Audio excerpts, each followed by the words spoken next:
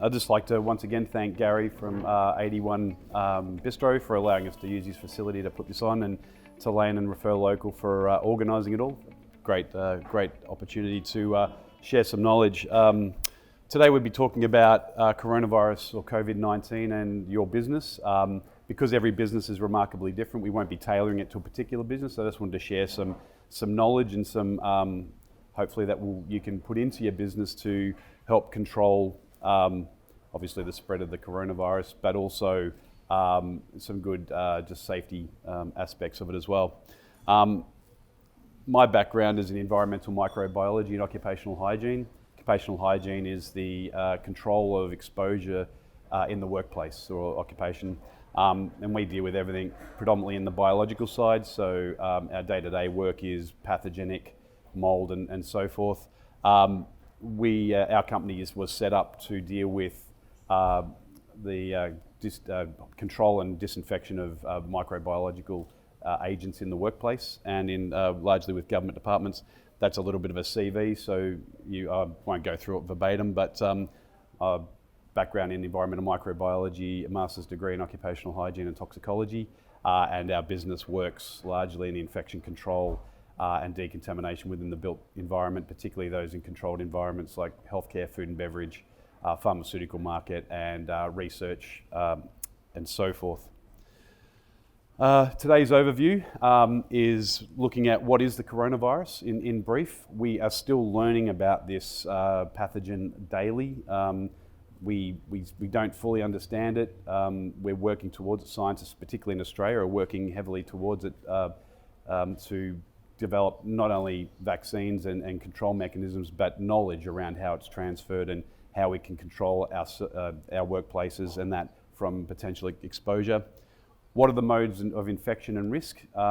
Understand the epidemiology of an agent, how it's transferred from person to person or to surface to person is important in understanding how to control the spread.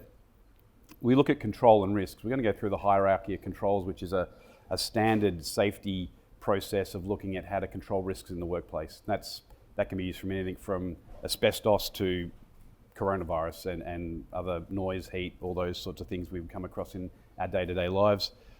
The other thing that I'm seeing in the industry, and we're getting a lot of calls for, is people not understanding about microbiological control in the workplace. Things like, the difference between cleaning and sterilization, the difference between disinfection clean and normal cleaning, and not only the process, but also how those different agents, when I talk about antimicrobials and things like that, how they can be used incorrectly and not actually getting a significant kill. We'll look at the different types of agents and compliance around those, and also just cover off on what a good clean looks like. So, there's a lot of people coming out now saying we can decontaminate spaces and things like that, who maybe just general cleaners or something like that. We all need to be able to service the industry. We all need to be able to help each other in a time of crisis. So I just wanted to share a little bit of knowledge around that, because at the end of the day, you can't win the fight you don't understand. So by getting a lot of knowledge, you can then control the risks and you can control the potential infection. So what is coronavirus? Well, it was first identified in Wuhan province in China, which we know back in late December, early January. It's caused by the SARS-CoV virus 2, and it's similar to it is called coronavirus disease 2019, or COVID-19 as we now know it in the common domain. It's similar to pathogens like the common cold, which is also a type of coronavirus, but this one we're looking at is a highly virulent stream. As we move forward by the day, it's changing, and we're gaining a stronger understanding about how it's transmitted, but generally we think it's spread from person to person. It's a communicable disease, it's a respiratory disease or virus, and it can be transferred, we believe, from person to person through close proximity, through the airways, and in inhalation through the nose, eyes and mouth, and similar to influenza and other colds, and also potentially from infected surfaces. There's work being done to develop a vaccine, but at this stage there is no known cure.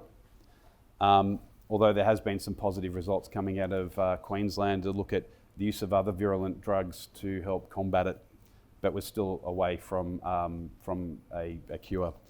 There's also some research that's come out recently that's saying it can be active on surfaces, so benches, touch points, door handles, and the like, bathrooms, for anywhere from a few hours up to 9 days. But just be careful about reading some of this research, not to say it isn't coming out of reputable institutions. It's just that a lot of the research is coming so quickly to the public domain, it's not being properly peer reviewed.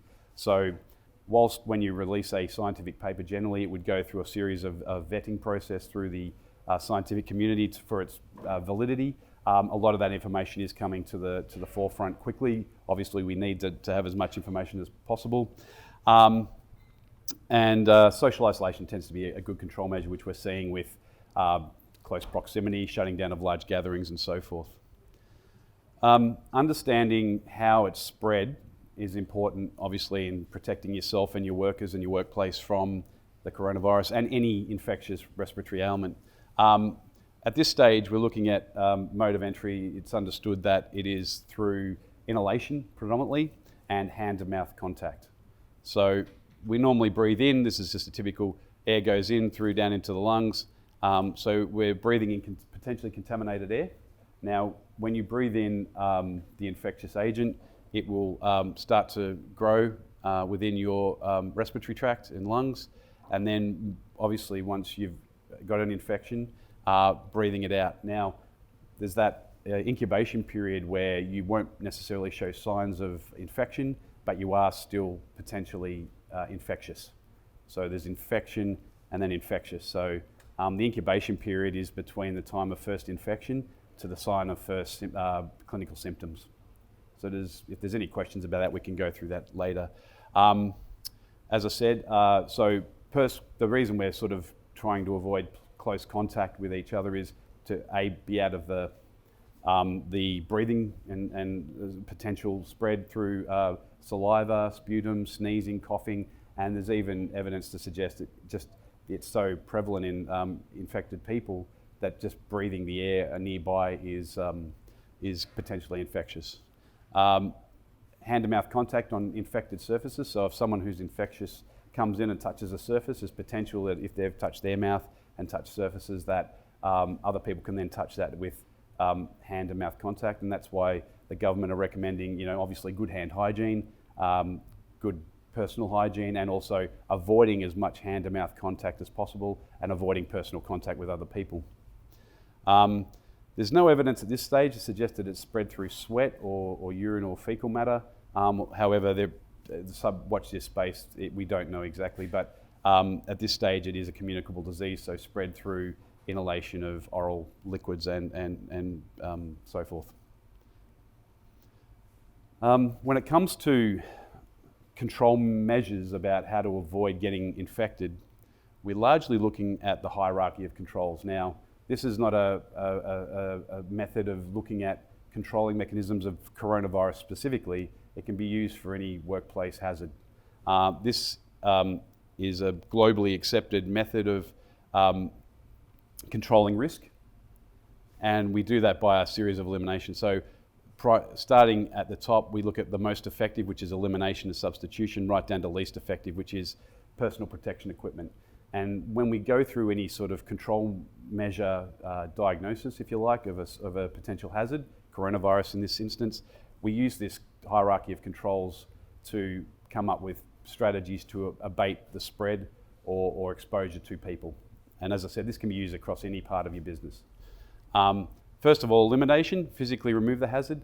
Unfortunately, with microbiological contamination and infection, you don't know when you're going to be confronted with it. People carry it during the incubation period. We don't know if people are actually infectious at that point. And until they start to get symptoms or become symptomatic, we don't exactly know where they've been and that sort of thing. So controlling or eliminating the hazard can be a difficult one. Once we know, we can then eliminate it by a series of other things. Substitution, not relevant in this place, in this time. Substitution would normally be looking, say, in a workplace of using chemicals, looking for a less hazardous chemical that can still achieve the outcome. So then we're really down to engineering controls, which is isolating people from the hazard. So given microbiological hazard, its vehicle is spread through communication, through close personal contact, and we ourselves are mobile. So we're moving from place to place, car to house. workplace, shopping centres. So the mode of transmission is quite rapid. Hence the term, when something goes viral on your social media, it spreads very quickly. That comes from the term virus, which means to spread. In terms of isolating people from the hazard, we're doing that by mandated, maintaining further personal distances from each other in terms of face-to-face contact, and then obviously mandated large gatherings, which Prime Minister Morrison this morning changed that from 500 down to 100, particularly on the indoor space. The reason we indoors are of a higher concern than external areas is they're contained, so the virus and pathogens can't escape. Fresh air is a good control measure in some cases, so being outside in the fresh air, A, for dilution, and B, you're less likely to get a higher concentration of pathogens. So when you're looking at your workplace, look at ways of controlling the spread. So a lot of businesses have shut down any internal people coming into their business, say, salespeople or people visiting from the external. So that's a control mechanism through isolation. It's what we call an engineering control. Obviously the mandated closure of schools and other of large events, that's a control measure. And then just your own personal space. We're all doing namaste and elbow touching now, rather than shaking hands or hugging. We want to keep that distance from each other, not because we're not, don't want to do it. It's actually, it goes sort of a little against the human spirit, but everybody's becoming more acutely aware of it as the spread continues. Then we start looking at administrational controls. Now, a lot of people are moving to working from home now where they can. So where possible, your workers can leave the workplace and work from home. That's an isolation method as well as an administrational control. That works well for some jobs. Obviously some, if you're a courier driver or a builder or something, it's a bit difficult to work from home. But you can still engage in some of these other control measures within your workplace to avoid close personal contact. As we see, changing by the day, almost by the minute, the control mechanisms that government is mandating. So I won't cover off on all of those. We're all pretty much aware of those through the public media. And that's a daily, obviously the emergency teams are reviewing that by the hour. The final and least effective control measure is personal protection equipment. Sometimes when you're faced with an outbreak, you don't have time to necessarily control the spread by these mechanisms, so you're left with no choice but to use personal protection equipment. A lot of frontline staff, when presented, say in a medical facility or a sick bay, if someone presents with symptoms that could be considered coronavirus related, sometimes PPE is that first line of defence, because you don't, if you haven't had time to incorporate some of these into your triage process, then PPE, an N95 mask, which everybody is recommending, which can protect, put it on the person who's potentially infectious to stop the spread from their oral cavity, but also protect yourself from inhalation of those things, glasses and so forth. So it's using a combination of all of those things to restrict the potential infection and also to reduce the potential spread. So this is available in Australian Standard 4801 and many other international standards on risk abatement. This is an excerpt from the Australian Standard for Microbiological Containment and Safety and Containment. Whilst it's generally relevant to high containment laboratories and healthcare, it just shows, when we look at the microbiological hazard, containing that hazard as much as possible. So it sort of works in part of this engineering control. So normally when we work in a lab with pathogenic organisms, we're working within a biological safety cabinet or something like that, and that helps contain that risk. But when you think about your workplace, how do you go about sort of looking at controlling the risk as close to the source as possible, and implementing a lot of these control measures? Secondary, looking at your waste, having all your waste streams, if people, the migration of people within the workplace, working a lot with schools at the moment, looking at how do we take year levels and defining them to a certain area before, in the event that schools don't close down. So if someone does present, that it doesn't affect the rest of the school. So changing the curriculum, for instance, to control it, contain it to, say, a Year 9 centre, for instance. So the Year 9s don't fraternise with any of the other students, and that if a Year 9 student presents, then it's only isolated to that area and the school can continue if not shut down sooner. And that's part of this sort of isolation. So you can sort of see how that all comes to play and how, say, a government would go through that risk profile. And that's going to be different for everybody's business, depending whether you're working in the external environment, whether you're working in an office, a factory, and so forth. But I think people are getting very familiar with this very quickly, and I recommend that you just consider that using that as part of your risk abatement. Being prepared is more, prevention is better than a cure. So being prepared on the front line is better than dealing with it on the back line. Because the controls in the front end may help you reduce the potential infection, and also the continuity of your business as well. I just wanted to touch on microbiological resistance. We all hear about words like bacteria, spores, viruses, mold, fungus. We all maybe have a fair idea about what these things are, but unless you're from a clinical background or a scientific background, you may not fully understand that. I just wanted to look at, this is a descending order of resistance to germicidal chemicals, so your disinfectants, your sterilants, and those types of things.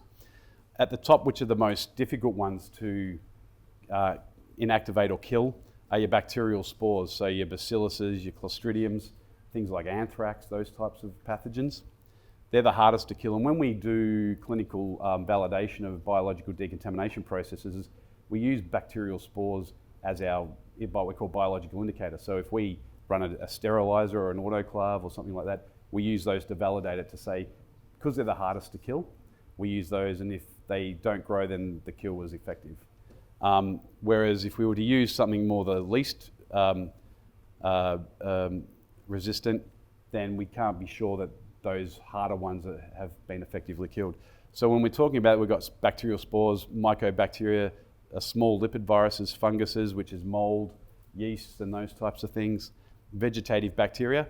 Now when we're talking about coronavirus, we're talking about this lowest level here. So we've got things like herpes, respiratory symptoms of viruses, hantavirus, Ebola virus. These is where the coronavirus sits in that. So in terms of how hard it is to kill on surfaces, it's actually one of the easiest to kill. So it's important that you understand that microbiology, so to get some context around when you hear in the media about the use of these different terms. So I just wanted to share that to sort of get a better understanding of the enemy that we all face at this point in time. When it comes to different detergents and cleaning agents and disinfectants and sterilants, a lot of the time in the cleaning industry and just in the workplace, these terms are actually thrown around and quite often interchanged, but they actually do have very distinct meanings and very distinct levels of kill. So this is an excerpt of definitions from the US EPA website, where in the US, different to Australia, where the US EPA actually will certify sterilants and disinfectants to their level of kill. We do that through our Therapeutics Good Administration, or ARTG. So when we're looking at antiseptics and germicides, sanitizers, disinfectants and sterilants, the higher up the level here is the higher level of kill. So a sterilant or a sporicide will kill all of that list in the previous slide, because it's a sterilant. By definition, it will kill all of those. Disinfectants will destroy irreversibly infectious fungi and bacteria, but not necessarily their spores. So with bacteria or fungus, the spore is the sort of the seed, if you like, of the bacteria or fungus, and they're very prevalent in the environment, and they're very hard to kill. So a sporicide or a sterilant will kill those, because quite often you'll kill the vegetative part, but not the spore. So then disinfectants will kill viruses, sanitizers, and then we're looking at log reduction, which in clinical settings, that actually means something in terms of that. And so just make sure that when your cleaning company or yourself, you're purchasing these products, that you actually look at the definition. If it says things like hospital grade disinfectant and those types of things, make sure that the chemical is able to actually kill viruses. Because a lot of the ones I've seen, some of the detergents and things, they're there for biofilm removal and for removing of dirt and things like that, but not necessarily microbiological inactivation. You can look these things up on the ARTG website. If it says hospital grade, it should be listed on the TGA. Therapeutics Good Administration. There's also a link to the Department of Agriculture, have a thing called Approved Arrangements for Disinfectants, and it's got a list of chemicals that are effective against a whole range of different organisms. These are available on the government websites, and we can post a link on our website so you can go and have a look. But quite often they're brand names, not chemicals, and just make sure that the chemical that they are using or you're using is able to actually kill the virus. As I said, viruses, particularly this one, are the easiest to sort of kill. What makes for a good clean. This is for a slide from a presentation I did at a healthcare engineering conference a number of years ago. And it's applicable to not only your environment, but also we talk about good hand hygiene. Does hand sanitizer work better than washing your hands? Does washing your hands work better than using hand sanitizer? Is it better to use both? And this is really to control that surface to mouth and oral transmission. At the end of the day, whether you're cleaning a car, whether you're cleaning a bench, whether you're cleaning a hospital, whether you're washing your hands, you must remove the source. Biofilm, organic load, you get a build-up of bodily fluids and other things on your hands. You've got to wash your hands to remove that. Sanitizer will help knock that down a little bit, but it won't remove it. Especially if your hands are really dirty, all it'll do is spread around the organic load. So good hand hygiene, and it's been shown in many studies that washing your hands with just soap and warm water for the recommended period of time is as effective than using, or more effective than just using hand sanitizer. To use the combination of both washing your hands and hand sanitizer, you're going to get the best result. Same with cleaning surfaces. Now I noticed on the news feeds this morning, they're starting to come out about how effective disinfectants are. The important thing about disinfectants is you don't just spray it on, wipe it off. It won't do anything. You've got to understand your chemical or your process. You've got to get it spread across the surface evenly. You've got to get thorough penetration across the surface. The most important thing is sufficient contact time to kill. Now, if you look at the studies of most registered disinfectants, it might say effective against these, influenza and all these things, but it might require a 10-minute contact time. So spraying it on and wiping it off makes us all feel good, but it's actually not achieving anything. So you've got to actually leave it on the surface. So, for that, and you need to read the manufacturer's recommendations on that. And concentration as well is important, especially if you're using like concentrates that you have to dilute with water. So things like bleach are more effective at 10% than they are at 20%. But a lot of people will go over the top thinking they're getting a better sort of disinfection rate, but it's actually not. So you've got to really follow those recommended guidelines from the manufacturer of the product and make sure that they can provide documentation to say that it is effective against viruses. Most generally are, but just need to check, and it's important that you understand that, because quite often someone will come in and disinfect your workplace or you'll do it yourself and you're not actually achieving anything. And then obviously the whole manual process around that is important as well. And anyway, at the end of the day, it needs good thorough cleaning and disinfection to be effective. So in summary, just from this, we've been sharing our top 6 sort of recommendations based on what we've talked about. Be logical. There's a lot of memes and misinformation coming out in the public domain, and we have a lot of more rapid access to it these days through social media, Facebook. My recommendation to you is only trust those websites and that news from a reputable source.